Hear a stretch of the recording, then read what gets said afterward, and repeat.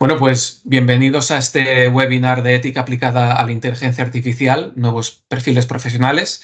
Me presento, yo soy el moderador de este acto, soy Gerard Miret, trabajo en la Universidad Europea en Andorra y me acompañan hoy para tratar este tema de gran interés tres personas muy conocedoras justamente de esta temática. Por una parte, tenemos al vicerrector de la universidad, el doctor Eladi Llop. Luego tenemos al director del Instituto Universitario de Tecnología Aplicada, el señor Joaquín Vallès. Y por última parte tenemos el coordinador del Bachelor en Humanidades, el señor Xavier Fantova. Como bien sabéis, la inteligencia artificial es un tema de gran interés hoy en día. Es una tecnología que ya convive con nosotros en el día a día, pero según cómo todavía es una gran desconocida para mucha gente y este desconocimiento, esta incertidumbre, pues provoca miedos o provoca ilusiones a pares iguales. Creo que para empezar este webinar sería importante detallar con 4 líneas, si os parece, qué es esto de la inteligencia artificial y cuáles son los potenciales riesgos o desafíos que plantea. No sé, doctor Eladi, ¿cómo lo ve usted? Bien, buenas tardes. Bueno, la definición más clara o más sucinta de lo que es la inteligencia artificial, yo cogería aquella que dice que se refiere a la capacidad que tienen los sistemas informáticos para llevar a cabo tareas que ahora mismo requieren de la inteligencia humana. Es decir, son aquellas capacidades que estamos creando en los sistemas informáticos para realizar tareas en las cuales ahora estamos realizando los humanos. ¿Cómo lo hacen esto? ¿A partir de qué elementos lo hacen? A partir de los algoritmos, modelos que permiten analizar grandes cantidades de datos, pero la gran novedad ahora es que empiezan a extraer conclusiones, a identificar tendencias y a tomar decisiones informadas. Esto es el gran cambio que se está produciendo en una herramienta que conste que desde los años 50 está funcionando. Estamos trabajando desde los años 50 en temas de inteligencia artificial. Bien. Y no sé, por ejemplo, el señor Vallès, si usted que está al frente del Instituto Universitario de Tecnología Aplicada, ¿cuáles son los riesgos quizá que puede identificar de forma transversal que puede plantear la inteligencia artificial? Vale, riesgos, por desgracia, hay muchos. O sea, ventajas también hay muchísimas más, ¿eh? Cuidado. No empecemos por los riesgos, porque si no parece que la inteligencia artificial es una herramienta negativa. Al contrario, puede ser muy positiva, pero sí que es verdad, como usted bien dice, que hay determinados riesgos que tenemos que tener en cuenta, ser valientes e intentar adoptar soluciones, ¿no? Yo diría que actualmente uno de los primeros riesgos o de los principales riesgos que nos encontramos es la desinformación, ¿no? Las fake news. Las fake news pueden ser muy negativas. ¿En qué sentido? Que pueden perjudicar a personas, pueden perjudicar a empresas, pueden perjudicar a entidades, a asociaciones, pero también a gobiernos y también a democracias. Podemos recordar lo que pasó, por ejemplo, en Inglaterra cuando el Brexit, ¿no? Que después la segunda pregunta después del Brexit era ¿qué es la Unión Europea? O sea, votaron sin saber qué es la Unión Europea por la cantidad de fake news que se introdujeron en aquel momento. ¿Y por qué pasó eso? Porque hay una gran cantidad de comunicación que va por la red, ¿no? que va por el sistema, y que si no hay un espíritu crítico que sepa o que entienda lo que es verdadero, de lo que es falso, de lo que es bueno, de lo que es negativo, pues pueden producir efectos negativos, ¿no? Y supongo que aquí lo hablaremos más tarde y el señor Fantova pues tendrá mucho que decir en ello como coordinador de humanidades, ¿no? Pero yo creo que las humanidades aquí pueden aportar una gran solución por aportar este espíritu crítico de reflexión, de la introducción de la filosofía en la desinformación. ¿Qué más para ir rápido, no? Pues la falta de transparencia, la falta de protección de datos, los riesgos para la seguridad, el que haya un control de pocas personas sobre la inteligencia artificial, y por otro lado que haya también un abuso, ¿no? del uso de la inteligencia artificial. Vaya, son determinados aspectos riesgos que tenemos que tener en cuenta para mejorarla. Claro, oyendo lo que han expuesto hasta el momento, parece claro que es una tecnología con muchas potencialidades, pero que depende del factor humano que esté delante o detrás, valga la redundancia, de la inteligencia artificial, su uso será uno u otro. Y ahí entiendo, señor Fantova, que la ética y en este caso las humanidades tienen algo que decir al respecto.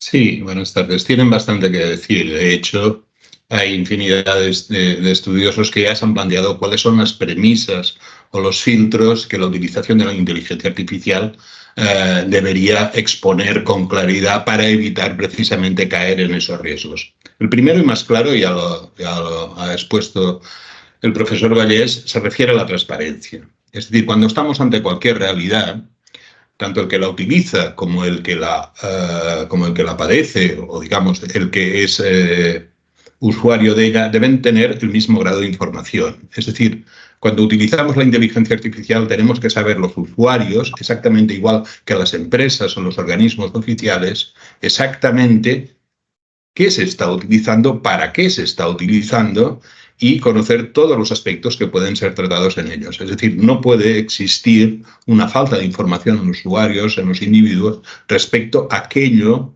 para lo que están siendo utilizados sus datos. Porque en realidad lo que hace la inteligencia artificial es combinar datos para extraer conclusiones que después puedan ser utilizadas para determinados procesos. El segundo elemento, el segundo filtro o precaución importante que se establece dentro de la ética de la inteligencia artificial sería el elemento judicial o legal. Es decir, ha sucedido en muchas ocasiones que la inteligencia artificial se ha utilizado para efectos, pues, como puede ser el reconocimiento facial o utilización de datos que tienen marcados sesgos discriminatorios. Es el caso, por ejemplo, se ha analizado y hay organizaciones no gubernamentales en Estados Unidos que han demostrado que existía un determinado sesgo racial en la identificación, por ejemplo, de las voces de la población afroamericana. O, por ejemplo, determinadas identificaciones entre contenidos políticos y grupos étnicos. Todo esto es importante puesto que la justicia, y hay organizaciones concretamente legales, que se dedican precisamente a vigilar que los derechos de los individuos sean protegidos y, por tanto, que en ese caso tengan que existir toda una serie de precauciones e incluso seguros desde el punto de vista de la garantía económica para evitar que se produzcan excesos marcados en este aspecto. El tercer aspecto es la privacidad. Los datos corresponden a las personas y utilizarlos de forma inadecuada, evidentemente, es una injusticia que no puede ser permitida. La inteligencia artificial es una herramienta en favor de los seres humanos y no en su contra. Por tanto, tenemos que aclarar. El cuarto elemento sería la responsabilidad. Es decir, hay que dejar muy claro exactamente qué puede hacerse, qué no puede hacerse, y en el caso de que se haga un uso indebido de esta herramienta, ¿quién es el responsable de ello? Es decir, no puede ser que luego no haya una responsabilidad de carácter legal y de carácter penal por una mala utilización de esta herramienta tan sumamente potente. En cualquier caso, los individuos no pueden ser víctimas de un elemento que puede ser utilizado de forma muy satisfactoria. Y por último, no tenemos que olvidar que todas las herramientas, desde el origen de la humanidad, el origen tecnológico, es decir, desde el Paleolítico, el uso de las primeras piedras hasta hoy en día, significan cambios que no solamente son tecnológicos, sino que son cambios sociales. Y cualquier uso de cualquier tecnología tiene que considerar previamente qué impactos va a producir y tiene que, por tanto, generar posibles medidas que permitan paliar esos efectos negativos o contradictorios con los deseos de los propios individuos. Más o menos estos son los grandes filtros o precauciones respecto a la inteligencia artificial. Claro, parece un poco, por lo que habéis expuesto hasta el momento, que la irrupción de la inteligencia artificial en el uso diario, ya sea personal o laboralmente, en nuestras vidas, ha generado una serie de potenciales riesgos y potenciales oportunidades, como comentaba el señor Vallés, pero como que en cualquier caso parece ser que el mercado no está preparado para tener una serie de perfiles que den respuesta a estos desafíos, tanto en positivo como en negativo. Me gustaría preguntaros un poco en relación a eso, ¿cuál es el panorama actual del mercado el mercado laboral en relación a la inteligencia artificial? Y en ese sentido, me gustaría preguntarle tanto al profesor Vallès cómo lo ve desde su perspectiva transversal más tecnológica, tanto al profesor Fantova y al doctor Eladi Llop en relación a esta parece simbiosis que puede existir entre lo que es inteligencia artificial y las humanidades. Si quiere, señor Vallès, empezar usted por este análisis más transversal. Sí, siguiendo con lo que decía el profesor Fantova, una de las posibles... Es muy difícil actuar sobre la ética en el uso de la inteligencia artificial, ¿no? Porque depende de muchos factores, ¿no? De combinar personas, empresas, gobiernos...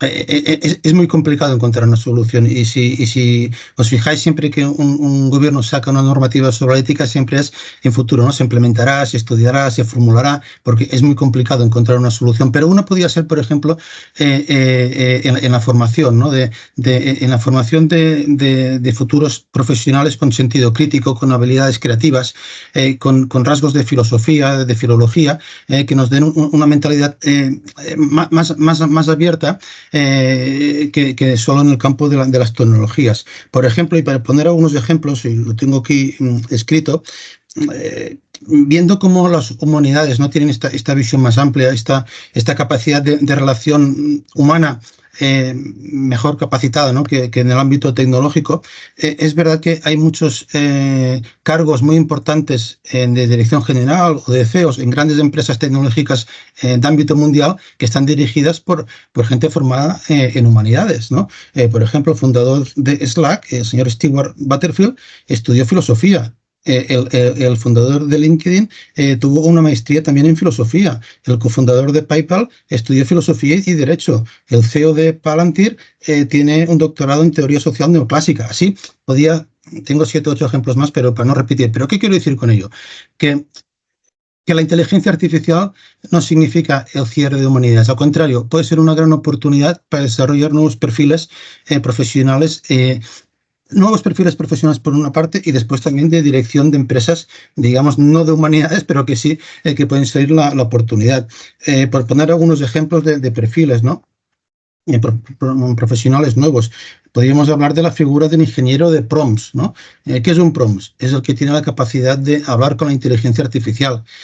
Pero cuando hablas con inteligencia artificial, la inteligencia, digamos que tiene que estar desde un punto de vista narrativo y gramatical perfecto. Y qué mejor que un estudiante o un licenciado en humanidades puede desarrollar, ¿no? Una perfección en narración y en digamos que en gramática, ¿no? Por ejemplo, estudiantes de filología, todo el ámbito de la digitalización, que es enorme, pero cuando la inteligencia va a buscar un documento tiene que estar perfectamente ordenado. Y que estudiantes de humanidades tienen un ámbito de futuro impresionante. En el ámbito de la Big Data, ¿no? ¿Quién diría la Big Data que pueden salir profesionales de humanidades? Pero si miramos la Big Data tiene 3 perfiles, el arquitecto, el científico y el analista. Si el arquitecto y el científico sí es verdad que tienen un perfil mucho más tecnológico, pero el analista lo que hace es recopilar los datos y narratizarlos. Por tanto, un estudiante de humanidades también puede tener una salida laboral en este campo. Y habría más, ¿no? Como marketing digital, el uso de las redes, etcétera. Lo que quiero decir con todo ello es que la inteligencia artificial no cierra, al contrario. Yo creo que abre un campo muy amplio para el sector de las humanidades. Señor Fantova o doctor Llop, sí. Sí, yo incidiría en un aspecto que acaba de comentar Joaquín, de que es diferente los perfiles que se están demandando actualmente laboralmente de una forma inmediata, que serían más del ámbito tecnológico, que son porque, digamos, la irrupción de la tecnología, de la inteligencia artificial ha sido muy rápida y muy poderosa en este aspecto. Entonces, actualmente hay una gran demanda de técnicos, digamos, de ingenieros o de programadores en el aspecto más técnico o gestores de datos o cuestiones similares, a una demanda que no es que sea incipiente, es que ya es urgente, que está mucho más relacionada con el mundo de las humanidades, ¿no? Son los especialistas en éticas de la inteligencia artificial, son los expertos en la interacción humano-máquinas, un poco lo que explicaba Joaquín Vallès. Es decir, todo ese tipo de perfiles en los cuales la formación humanística es muy necesaria, si no obligatoria ya hoy en día. Es decir, de hecho está apareciendo un perfil con mucha fuerza, que es gente con conocimientos técnicos y formación humanística. Esto, digamos, es quizá en la actualidad, en las sociedades y en las empresas que están más adelantadas en todo el tema de inteligencia artificial, se está dando la paradoja de que están reduciendo su número de ingenieros y están incrementando el número de gente con conocimientos de humanidades y con formación en humanidades. ¿Por qué? También la sociedad, a través de los mecanismos oficiales, sean gobiernos o sean empresas, es lo que están pidiendo, es decir, que la inteligencia artificial, las aplicaciones de inteligencia artificial les sean útiles, es decir, que no acaben teniendo problemas con utilizaciones no válidas o no legales de la inteligencia artificial. Aquí creemos de una forma clara, y el mercado está pidiéndolo, es que como mínimo parcialmente la formación en humanidades será básica para la gente que quiere integrarse en estos grupos multidisciplinarios. El hecho de ser multidisciplinario también indica que la necesidad de incorporar todo este tipo de conocimientos a las nuevas formas de inteligencia artificial que se están creando. Esto será básico, bueno, ya es básico en muchas empresas punteras y será básico en el resto muy pronto. Sí, bueno, en realidad también sucede otra cosa. Cuando hablamos concretamente del campo de las humanidades, tendemos, por defecto quizás, a caer excesivamente en la especulación, es decir, digamos en la filosofía, en la ética exclusivamente en la filosofía, pero las humanidades es un campo mucho más amplio. Es decir, en ese aspecto, por ejemplo, las humanidades, hoy en día la inteligencia artificial ha dado pasos de gigante, por ejemplo, en todo lo que es la ciencia geográfica, es decir, todo lo que significa la mapificación, la reconstrucción virtual, es decir, sistemas de información geográfica. Es decir, prácticamente hoy en día no hay una aplicación en cualquier móvil o en cualquier ordenador que no incorpore inteligencia artificial a partir de elementos geográficos.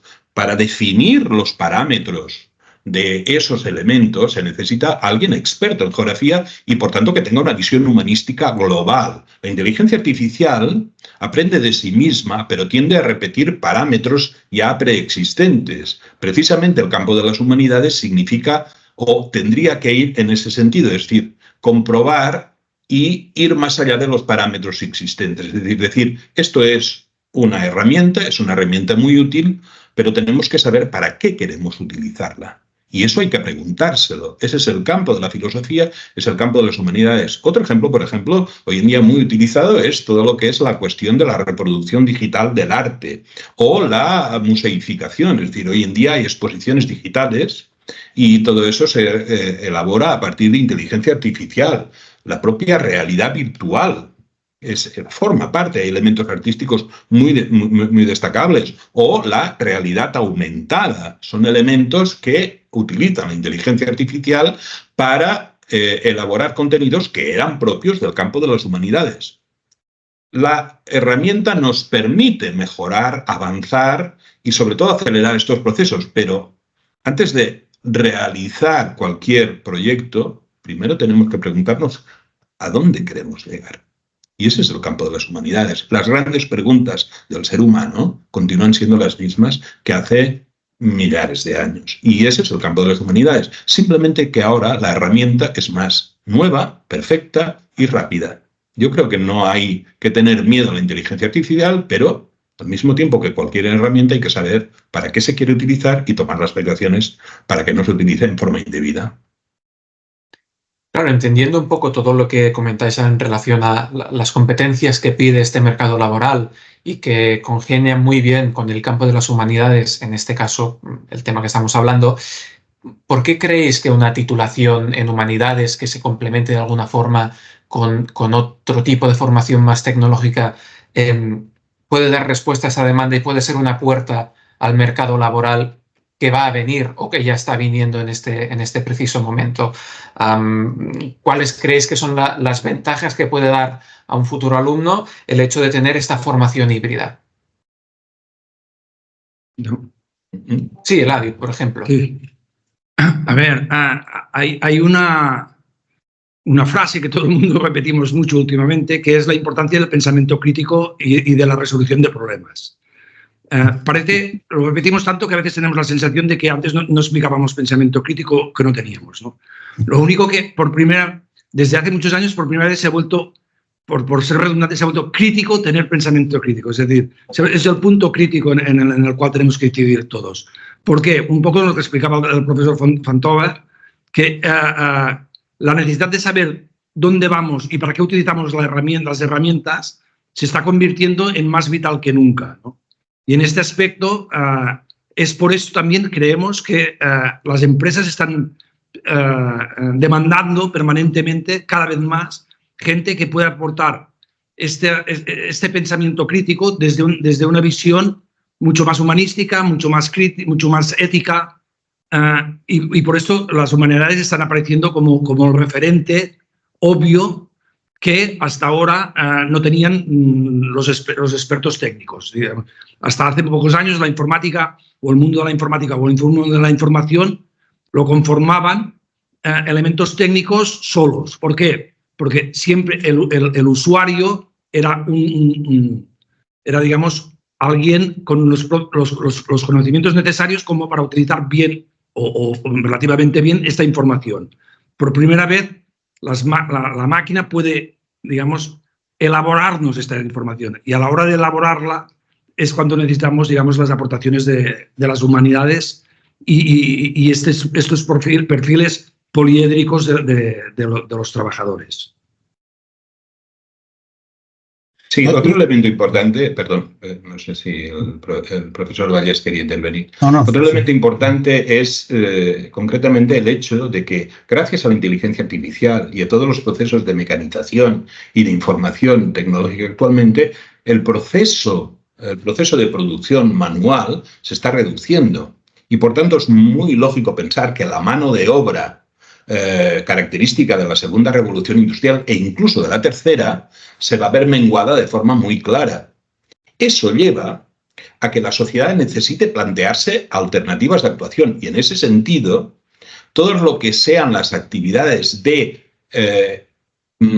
implementación cultural, es decir, de crecimiento cultural, van a tener que ir ganando protagonismo. Si la producción la van a realizar en sus múltiples formas, cada vez elementos más precisos que van a utilizar la inteligencia artificial, evidentemente la sociedad va a necesitar sustituir la actividad humana, la inteligencia humana, para su crecimiento cultural, para su crecimiento. Y en ese sentido, de alguna manera, volvemos a lo que había sido el conocimiento en la Edad Media. El conocimiento por el conocimiento, puesto que la producción está en manos de la herramienta. La herramienta es más perfecta, produce más, produce mejor. El ser humano necesita crecer como persona. Y en ese aspecto, las humanidades creo que tienen un amplio campo. Yo me gustaría en esta pregunta, y seguro que conocéis la frase, pero creo que está bien recordarla para la gente que nos pueda escuchar, de un importante empresario del sector de las tecnologías, ¿no? Cuando dijo, antes me preocupaba que la gente no supiera de matemáticas, ahora lo que realmente me preocupa es que la gente no sepa de humanidades. Y a la inversa, necesitamos esta convivencia de ambos conocimientos. Claro, yo creo que esto es fundamental, ¿no? Para entender el papel de las humanidades en este nuevo campo de cómo integrar la inteligencia artificial en las humanidades. Si miramos las competencias clave que se necesitan en los profesionales, siempre ligado a inteligencia artificial y a humanidades, ¿no? O sea, hay tres aspectos técnicos, que es conocimientos sólidos de programación, conocimientos de matemática y conocimientos de inteligencia artificial, obviamente, pero después también están las habilidades analíticas, el pensamiento crítico, que hacía referencia el doctor Ulloa, y la comunicación y trabajo en equipo. Claro, estas tres últimas corresponden básicamente a humanidades. Entonces, es la unión, ¿no?, de la tecnología y las humanidades, que creo que es perfecta en esta etapa que empezamos. Pues, si os parece bien, ahora que hemos elaborado un poco un esquema sobre qué es la inteligencia artificial, cómo nos afecta hoy en día, cuáles son los perfiles que demanda el mercado y el sentido que tiene esta formación. Si os parece bien, os voy a leer algunas preguntas que nos están poniendo en el chat. La primera es de Juan Carlos González, que nos pregunta si creéis que este sector, esta simbiosis, es algo que será momentáneo o que seguirá creciendo, y nos pone, por ejemplo, los próximos 5 años. Y en ese sentido nos dice, ¿creéis que, más allá de estos grandes CEOs que ahora comentamos, si creéis que habrá paso para cargos más intermedios que también se introduzcan en el mercado laboral? Bueno, empiezo por la segunda pregunta. Para cargos intermedios hay que tener en cuenta que, digamos, que lo que se está demandando más actualmente en las empresas norteamericanas dedicadas a la inteligencia artificial son titulados, paradójicamente, en filosofía. O sea, ¿por qué? Porque han encontrado que el gran hándicap es la interrelación humano-máquina. Entonces, alguien ha de diseñar esa interrelación. Para que veamos dónde estamos un poco. La primera pregunta es si esto durará o será. De hecho, también incidiendo en el tema, en uno de los aspectos que más está levantando la inteligencia artificial es en autoprogramarse. Es decir, cada vez van a necesitar menos ingenieros de programación, claro, pero digamos, porque la inteligencia artificial, las herramientas de inteligencia se están autodefiniendo técnicamente, pero la necesidad de que alguien las defina, digamos, en su relación con el usuario, que al final será la parte humana, digamos, de esta ecuación, continúa siendo, digamos, la base o continúa siendo la base de estas herramientas. Entonces, parece ser que, de momento, la perspectiva es que tienen más futuro los cuadros relacionados con el mundo de las humanidades, con el mundo poliédrico, con conocimientos técnicos, pero relacionados con el mundo, que los cuadros puramente técnicos, que digamos que se están viendo mucho más afectados por las propias herramientas que están creando. Claro. Sí, no, yo diría que estoy totalmente de acuerdo con lo que acaba de explicar el doctor Llop, pero me gustaría solo remarcar una cuestión referente a la primera pregunta, ¿no? Lo que le hacía referencia a los próximos 5 años, si durará o no durará. A ver, tenemos que tener claro que la inteligencia artificial no es una moda, que no ha venido para 5 años, está aquí para quedarse, para siempre. Entonces, tenemos que tenerlo claro, no tenemos que pensar si durará o no durará, no, durará para siempre. Entonces, es vale que lo tengamos claro, que no dudemos. En ese sentido, disculpad que quiero introducir otra pregunta porque me parece interesante para el público con el que estamos hoy. Una usuaria nos pregunta cuál es la formación que ofrece la universidad en relación a esto.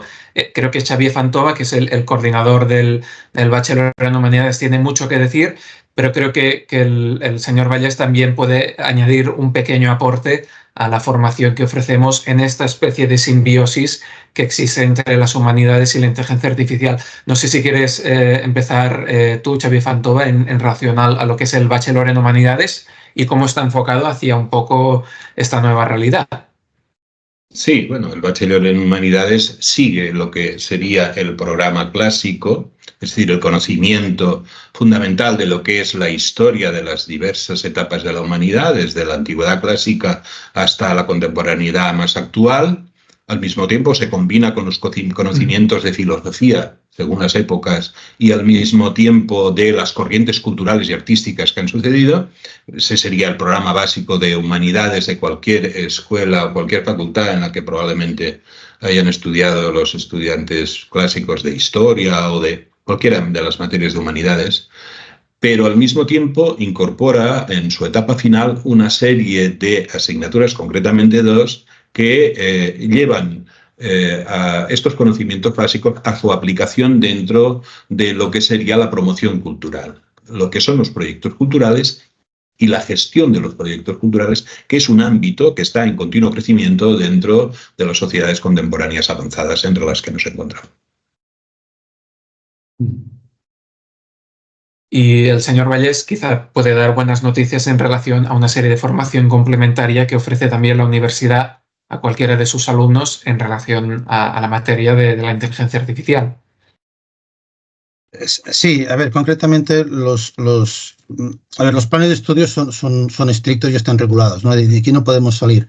Digamos que entre las materias que ofrecemos en el Bachelor de Informática hay una asignatura que es Inteligencia Artificial con un número de 12 créditos, con sus contenidos y tal. Pero la idea nuestra desde el UTA, y creo que se puede ¿no? trasladar a otros ámbitos de la universidad, es ofrecer una formación complementaria a lo que se ofrece en el plan de estudios estricto, ¿no? Digamos, a la formación reglada. ¿En qué consistiría? En unos cursos específicos sobre determinadas áreas que los estudiantes quieren aprender más, ¿no? O quieren ser especialistas en. Por ejemplo, en temas de inteligencia artificial se van a proponer una serie de cursos complementarios al lado de la formación reglada, en la que los estudiantes tendrán titulaciones propias de la universidad según el grado que hayan superado en los cursos que se quieran matricular, ¿no? De inteligencia artificial seguro que vamos a hacer diferentes cursos y que estará abierto tanto a los alumnos de informática como a los alumnos de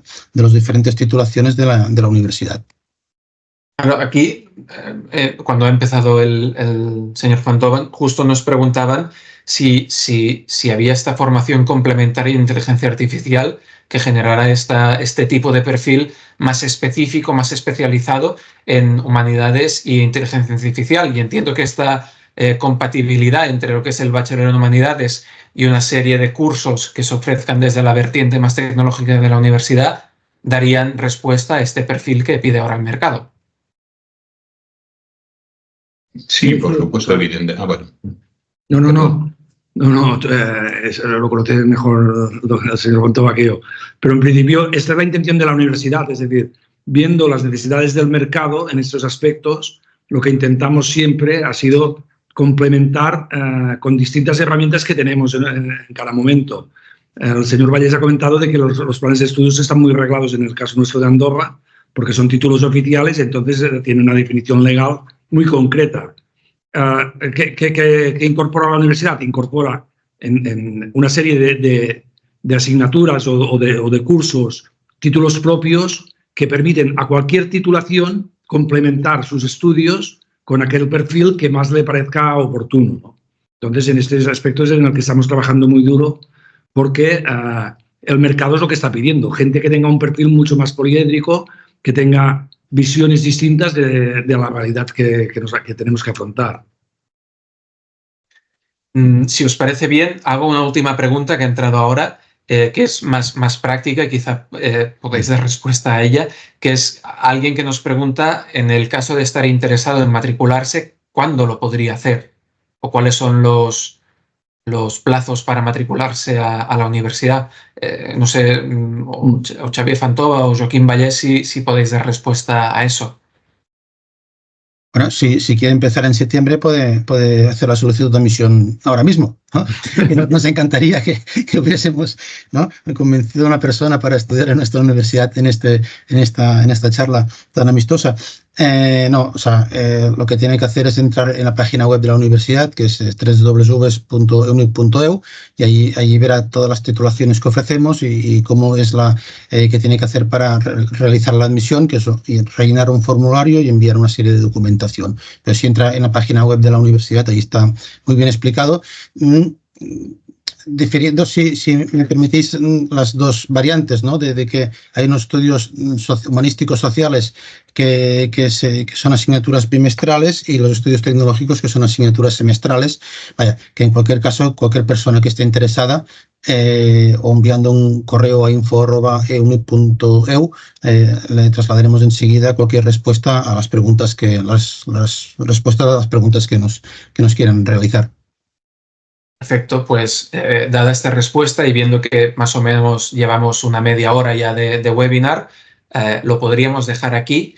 Y digo podríamos porque si creéis que este tema es de vuestro interés y os gustaría ampliar en una segunda sesión, por nuestra parte estamos totalmente abiertos y, como ha dicho el profesor Vallés, nos podéis escribir al correo para cualquier duda, ya sea en relación, obviamente, a la matriculación, pero incluso si tuvierais dudas en relación a los temas que hemos planteado hoy en este webinar, a cualquiera de los tres ponentes que hoy nos han acompañado y a los que agradezco su presencia, aprovecho ahora que acabamos, os responderán y os darán respuesta a vuestras preguntas. Pero insisto, si vemos que hay una cierta demanda para ampliar este tema porque es de actualidad y de gran interés, pues plantearíamos un segundo webinar para justamente profundizar todavía más en esta interesante temática.